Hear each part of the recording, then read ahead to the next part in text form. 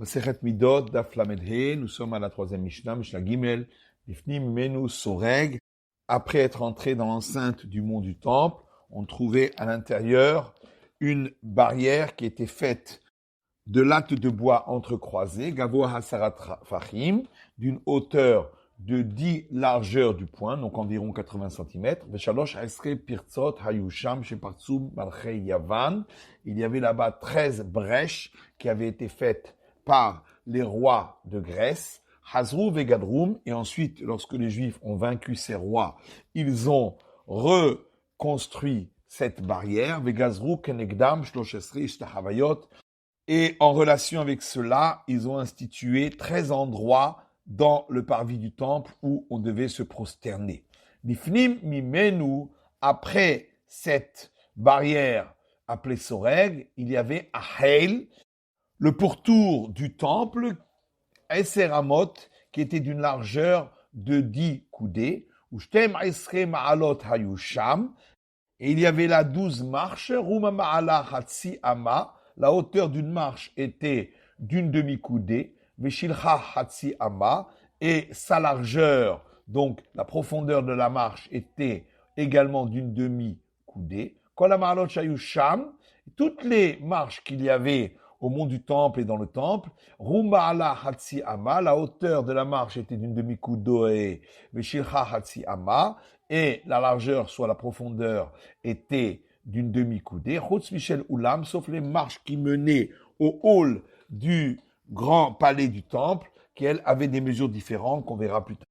Kol Aptachim ve'Ashe'arim Shayu Sham, toutes les portes qui se trouvaient là-bas, Govhan Aesrim Amma, le cadre des portes était de 20 coudées, Verochban Aeseramot, et leur largeur de 10 coudées, Chutz Michel Oulam, sauf le cadre de porte qui se trouvait devant le hall. Kol Aptachim Shayu Sham, et tous ces cadres de porte, Ayulahen Dlatot, avaient des portes. Chutz Michel Oulam, sauf le cadre de porte du hall, qui n'avait pas de porte, mais un rideau. Kol Ashe'arim Shayu Sham, Ayulahen Shkufot. Et tous les cadres de porte qu'il y avait là-bas avaient des linteaux, Chutz Michel Sha'ar Tadi, sauf celui de Tadi, Shayu Sham Shte Avanim Motot Zo Al Gavzu, où il y avait par-dessus deux pierres qui étaient penchées l'une contre l'autre et qui formaient comme une espèce de V inversé. Kol Ashe'arim Shayu Sham Nishtanu Liot Shel Zahav, et toutes les portes qu'il y avait là-bas ont été transformées par la suite en portes en or, Chutz Mishar Nikanor, sauf les portes de Nicanor, parce que il y avait eu un miracle lorsque elles ont été amenées au temple, et c'est pourquoi on n'a pas voulu les changer. Certains disent parce que le bronze dont elles étaient faites était lumineux comme l'or. Mishnah Dalet, la quatrième Mishnah, Kol Aktalim Shayu Sham, tous les murs qu'il y avait au mont du temple, Ayu Gevoim étaient hauts.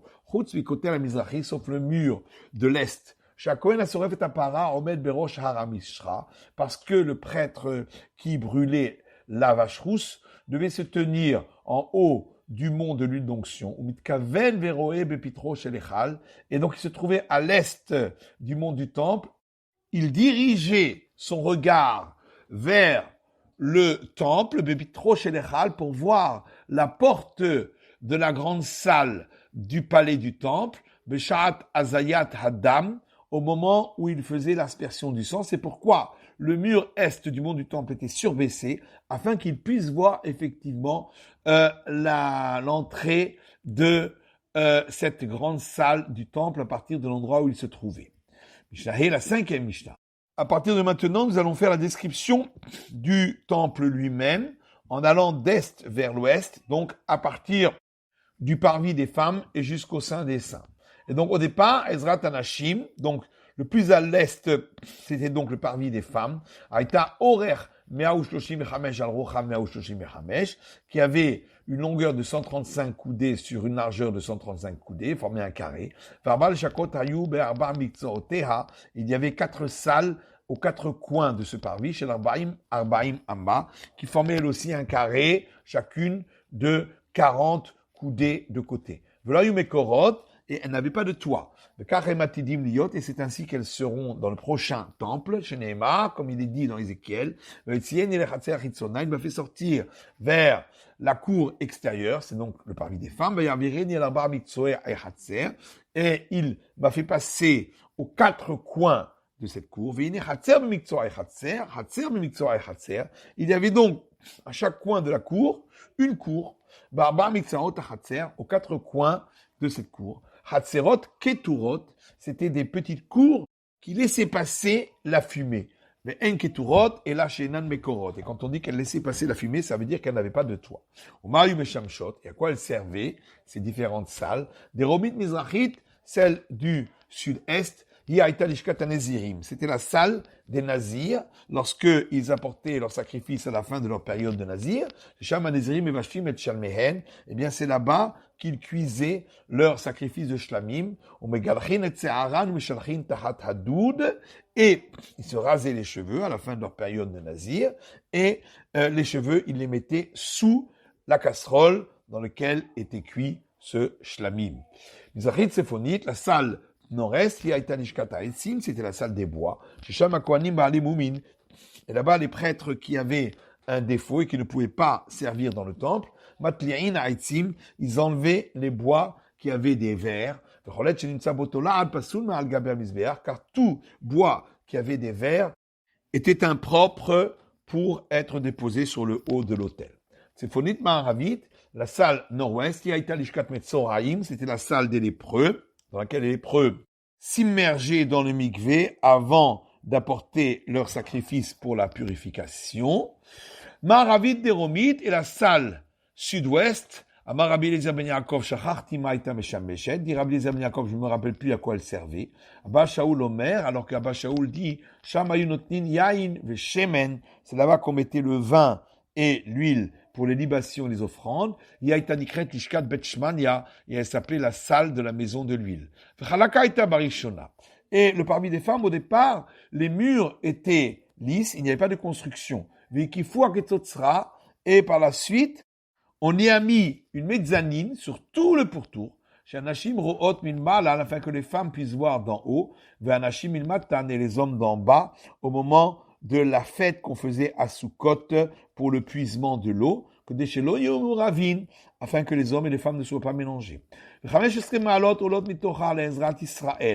y avait 15 marches qui montaient depuis le parvis des femmes, donc à l'ouest du parvis des femmes, pour monter vers le parvis d'Israël, et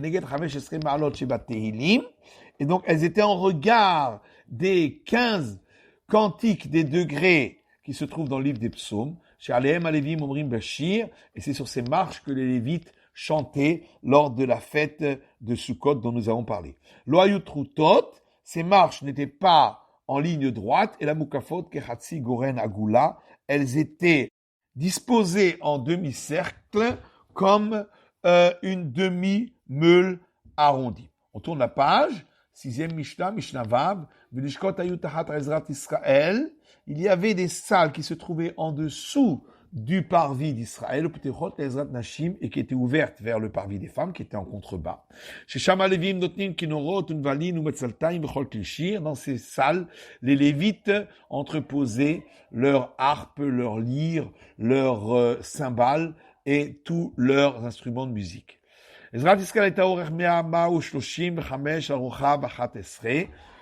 Le parvis d'Israël avait une longueur du nord au sud de 135 coudées, sur une largeur d'est en ouest de 11 coudées. De même pour le parvis des prêtres, avait également une longueur de 135 coudées sur une largeur de 11 coudées. Il y avait des plots qui séparaient entre le parvis d'Israël et celui des prêtres. Rabbi Eliezer ben Yaakov Omer, Rabbi Eliezer ben Yaakov dit, Ma'ala et Hacham, qu'il y avait une marche entre le parvis d'Israël et le parvis des prêtres, donc voa Hama, qui était d'une hauteur d'une coudée, Vaduchan Natun Aleha, et sur cette marche se trouvait l'estrade, Uba Shalosh Ma'alot, sur laquelle il y avait 3 marches, Shel Hatzi Hama, qui faisaient chacune une demi-coudée, Et donc, le parvis des prêtres était plus élevé que le parvis d'Israël de 2 coudées et demi. Tout le parvis du temple, depuis le parvis d'Israël jusque derrière le Saint des Saints, faisait une longueur d'est en ouest de 187 coudées sur une largeur du nord au sud de 135 coudées. Et il y avait là-bas 13 endroits pour se prosterner, comme on l'avait déjà vu. Abba Yosef ben Hanan Omer, et Abba Yosef ben Hanan dit que ces 13 endroits étaient en rapport avec les 13 portes de ce parvis. Lesquelles étaient Sharim Deromiyim, les portes du sud, Smuchim le Maralrav, d'ouest en est, Shara Elion, la porte supérieure, Shara Delek, la porte du combustible par laquelle on apportait les bois pour l'autel, Shara Bechorot, la porte des premiers-nés par laquelle on apportait les sacrifices des premiers-nés, Shara Maïm et la porte de l'eau. Voilà, Manikra Shemo Shara Maïm. Pourquoi cette porte-là s'appelait la porte de l'eau? Shebo Machlesim Suchit Shen Maïm Shen Nisur Bechag. Parce que c'est par cette porte qu'on apportait la jarre d'eau pour les libations de la fête de Sukkot. Rabbi Eliezer ben Yaakov Omer, Rabbi Eliezer ben Yaakov dit, Ubo Amayim Befakin, Ve'atidin Lihyot Yotzin Mitachat Miftan Habayit. C'est par cette porte qu'un mince filet d'eau sortira de par-dessous l'embrasure de la porte dans les temps futurs. Ou l'on matan Batsafon, donc de l'autre côté, au nord, il y avait également 4 portes, Smuchim le Ma'arav, d'ouest en est, Sha'ar Yechonia, la porte de Yechonia, Sha'ar Korban, la porte des sacrifices, par laquelle on faisait entrer les animaux pour les sacrifices, Sha'ar Anashim, la porte des femmes, par laquelle les femmes entraient lorsqu'elles devaient imposer les mains sur les sacrifices, Sha'ar Ashir, et la porte des chants, par laquelle les Lévites entraient pour chanter. Pourquoi la première porte s'appelait la porte de Yechonia? Chez Boyatsa Yechonia Begaluto, parce que c'est par cette porte que le roi Yechonia est sorti lorsqu'il a été exilé par les Babyloniens. Chez Bamizrach, la porte de l'Est, Sha'ar Nikanor, c'était la porte de Nikanor, ou Shnei Pishpeshim Ayulo. Et il y avait 2 petites portes de chaque côté, Echad Mimino et Echad Mismolo, un à sa droite et un à sa gauche. Ou Shnei Bemarav, il y avait 2 portes à l'ouest du parvis du temple, Loyal Shem, qui ne portait pas de nom. Mishnah Halev, première Mishnah du 3e chapitre, Hamizber Hayashloshim Ushtaim, Ashloshim Ushtaim, l'autel qui se trouvait dans le parvis et sur lequel on offrait les sacrifices.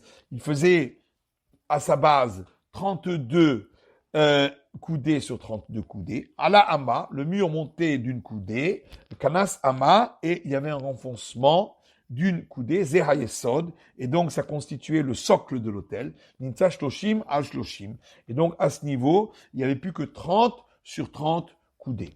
Ala Hamesh Bekanasama, puis le mur montait de 5 coudées, et de nouveau un renfoncement d'une coudée, Zehas Sovev, qu'on appelait le Sovev, donc le pourtour de l'autel, Nimtza Esrim Ushmone al Esrim Ushmone, et donc à ce niveau-là, l'autel faisait 28 coudées sur 28, mais comme Akranot Ammamisé vers Ammamisé, et tout en haut de l'autel, sur le toit, il y avait 4 coins qui étaient constitués de 4 cubes qui faisaient une coudée sur une coudée, Nimtza Esrim Veshesh al Esrim Veshesh. Et donc, passé ces coins, la surface de l'autel faisait plus que 26 sur 26. Mais comme Hilou Raglé à Kohanim, il faut décompter l'endroit par lequel marchaient les prêtres, ammamisés vers ammamisés, qui étaient d'une coudée sur chaque côté. Et donc, l'endroit où on mettait le bûcher était sur la surface plane au centre de l'autel, qui faisait 24 coudées sur 24 coudées. Rabbi Yossé dit qu'au départ, lorsqu'on a construit l'autel dans le premier temple, il faisait à sa base 28 coudées sur 28 coudées,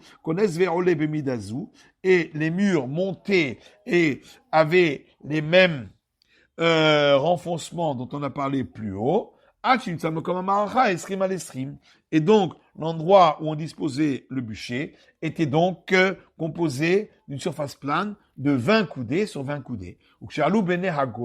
Lorsque sont remontés les exilés de Babylone,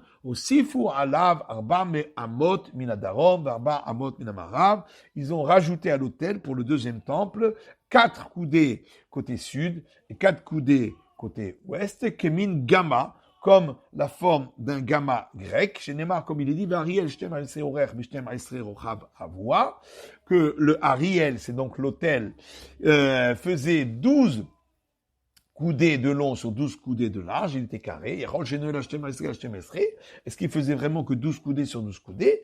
Mais comme l'idée par la suite dans le verset, à ces 4 quarts, mais la med, ça veut dire que cette mesure était à partir du centre de l'autel, qui avait donc 12 coudées de chaque côté à partir du centre, mais ça fait 24 sur 24 de côté.